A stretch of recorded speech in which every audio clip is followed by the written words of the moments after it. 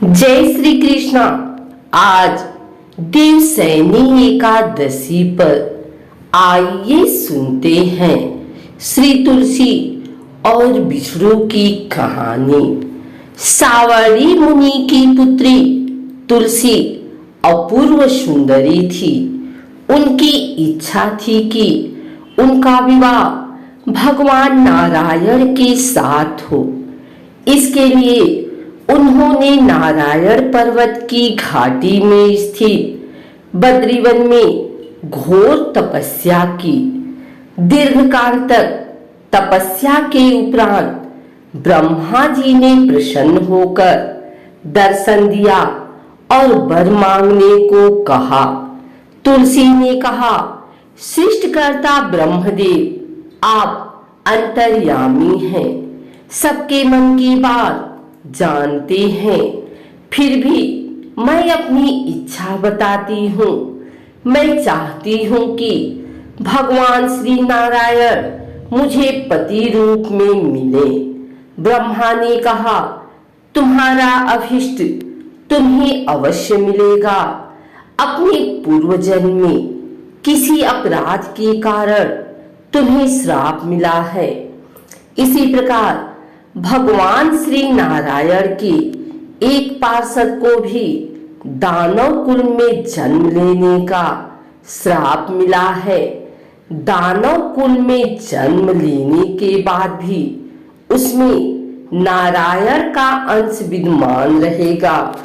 इसलिए इस जन्म में पूर्व जन्म के पाप के शमन के लिए संपूर्ण नारायण तो नहीं, नारायण के अंश से युक्त दानव कुल में जन्मे उस श्रापग्रस्त पार्षद से तुम्हारा विवाह होगा। श्राप मुक्त होने पर भगवान श्री नारायण सदा सर्वदा के लिए तुम्हारे पति हो जाएंगे। तुलसी ने ब्रह्मा के ईश्वर को स्वीकार किया, क्योंकि मानव कुल में जन्म लेने के कारण उसे मायावी भोग तो भोगना ही था। तुलसी बद्रीवन में ही रहने लगी। नारायण का वह पार्षद दानव कुल में शंखचूड़ के नाम से पैदा हुआ था। कुछ दिनों के बाद वह भ्रमण करता हुआ बद्रीवन में आया। यहाँ तुलसी को देखते ही वह उस पर मुग्ध हो गया। तुलसी के सामने उसने अपने साथ विवाह का प्रस्ताव रखा। इतने में ही वहां ब्रह्मा जी आ गए और तुलसी से कहा, तुलसी, शंखचूड़ को देखो, कैसा देवोपम इसका स्वरूप है। दानव कुल में जन्म लेने के बाद भी लगता है जैसे इसके शरीर में नारायण का वास हो। तुम प्रस्ताव को सहर्ष स्वीकार कर लो। तुलसी को भी लगा कि उसकी तपस्या पूर्ण हुई, उसे इच्छित फल मिला है। शंखचूड़ के साथ उसका गंधर्व विवाह हो गया और वह शंखचूड़ के साथ उसके महल में पत्नी बनकर आ गई। शंखचूड़ ने अपनी परम सुंदरी सती साध्वी पत्नी तुलसी के साथ बहुत दिनों तक राज्य किया। उसने अपने राज्य का इतना विस्तार किया कि देवलोक तक उसके अधिकार में आ गया। स्वर्ग का सुख भोगने वाले देवताओं की दशा भिखारियों जैसी हो गई। शंखचूड़ किसी को कष्ट नहीं देता था, पर अधिकार और राज्य छीन जाने से सारे देवता मिलकर ब्रह्मा, विष्णु और शिव की सभा में गए तथा अपनी विपत्ति सुनाई। ब्रह्मा जी ने कहा, तुलसी परम साध्वी है, उसका विवाह शंखचूड़ से मैंने ही कराया था। शंखचूड़ को तब तक नहीं हराया या मारा जा सकता है जब तक तुलसी को न छला जाए। विष्णु ने कहा, शंखचूड़ पूर्व जन्म में मेरा पार्षद था। श्राप के कारण उसे दैत्य कुल में जन्म लेना पड़ा। इस जन्म में भी मेरा अंश उसमें व्याप्त है। साथ ही तुलसी के पतिव्रत धर्म से वह अजेय है। फिर देवताओं की सहमति से भगवान शिव ने शंखचूड़ के पास संदेश भेजा कि या तो वह देवताओं का राज्य लौटा दे या फिर उनसे युद्ध करे। शंखचूड़ शंकर के पास पहुंचा। उसने कहा, देवाधिदेव, आपके लिए देवताओं का पक्ष लेना उचित नहीं है। राज्य बढ़ाना हर राजा का कर्तव्य है। मैं किसी को दुख नहीं दे रहा हूँ। देवताओं से कहिए वे मेरी प्रजा होकर रहें। मैंने आपका भी कोई अपकार नहीं किया है। हमारा आपका युद्ध शोभा नहीं देता। अगर आप हार गए तो बड़ी लज्जा की बात होगी। मैं हार गया तो आपकी कीर्ति बहुत अधिक नहीं बढ़ेगी। भगवान शंकर हंसे। वे तो सब रहस्य समझते थे। तुलसी और शंखचूड़ के पूर्व जन्म के श्राप की अवधि लगभग पूरी हो चुकी थी। बोले, इसमें कीर्ति और लज्जा की बात नहीं। तुम देवों का राज्य लौटाकर उन्हें उनके पद पर प्रतिष्ठित होने दो। युद्ध से बचने का यही एक उपाय है। शंखचूड़ ने कहा, मैंने युद्ध के बल से देवलोक जीता है। कोई उसे युद्ध के द्वारा ही वापस ले सकता है। यह मेरा अंतिम उत्तर है। मैं जा रहा हूँ। ऐसा कहकर शंखचूड़ चला गया। उसने अपनी पत्नी तुलसी को सारी बात बताई और कहा, कर्म भोग सब काल सूत्र में बंधा है। जीवन में हर्ष, शोक, भय, सुख दुख, मंगल अमंगल काल के अधीन है। हम तो केवल निमित्त हैं। संभव है भगवान शिव देवों का पक्ष लेकर मुझसे युद्ध करें। तुम चिंता मत करना।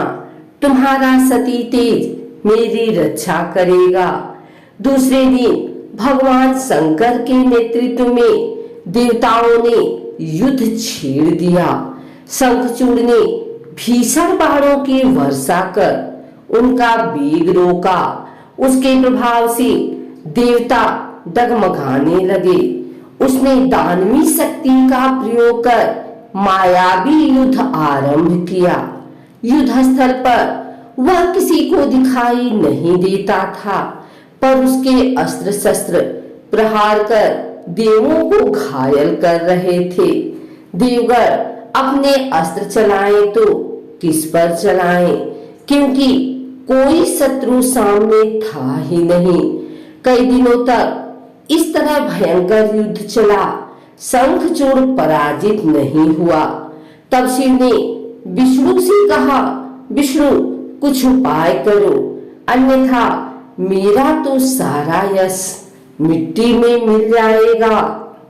विष्णु ने सोचा, बल से तो शंखचूड़ को हराया नहीं जा सकता, इसलिए छल का सहारा लेना होगा। उन्होंने तुरंत अपना स्वरूप शंखचूड़ जैसा बनाया और अस्त्र शस्त्र से सुसज्जित हो तुलसी के पास आए। बोले, प्रिय, मैं युद्ध जीत गया। सारे देवता भगवान शंकर समेत हार गए। इस खुशी में आओ, मैं तुम्हें अंग से लगा लूं। पति को प्रत्यक्ष खड़ा दे तथा विजय का समाचार सुन वह दौड़कर मायावी शंखचूड़ के गले से लिपट गई। इस प्रकार पति पत्नी दोनों ने आलिंगन हो खूब खुशी मनाई। पर पुरुष के साथ इस प्रकार के व्यवहार से उसका सती तेज नष्ट हो गया। उसका सती तेज जो शंखचूड़ की कवच के रूप में रक्षा कर रहा था, वह कवच नष्ट हो गया। शंखचूड़ शक्तिहीन हो गया। यह जानते ही भगवान शंकर ने अपने त्रिशूल से प्रहार किया। त्रिशूल के लगते ही शंखचूड़ जलकर भस्म हो गया। शंखचूड़ के मरने को जानकर विष्णु अपने असली स्वरूप में आ गए। सामने अपने पति शंखचूड़ के स्थान पर भगवान विष्णु को खड़ा देख तुलसी बहुत विस्मित हुई। उसको पता लग गया कि स्वयं नारायण ने उसके साथ छल किया है। क्रोध में आकर उसने श्राप दिया, एक सती स्त्री का सतीत्व भंग करने के अपराध में तुम हृदयहीन पत्थर हो जाओ। विष्णु ने तुलसी के श्राप को सिरोधार्य कर कहा, देवी तुम्हारे तथा शंखचूड़ के कल्याण के लिए मुझे ऐसा करना पड़ा। तुम दोनों को श्राप मुक्त करना था। तुम भी अब शरीर त्याग कर तुलसी बिरवा के रूप में जन्म लोगी और मेरी पूजा तुलसी दल से होगी। मैं शालिग्राम पत्थर बनूंगा। मेरे शीश पर तुम आदर से विराजमान होगी। तुम्हारे पति की हड्डियों के चूड़ से शंख की उत्पत्ति होगी।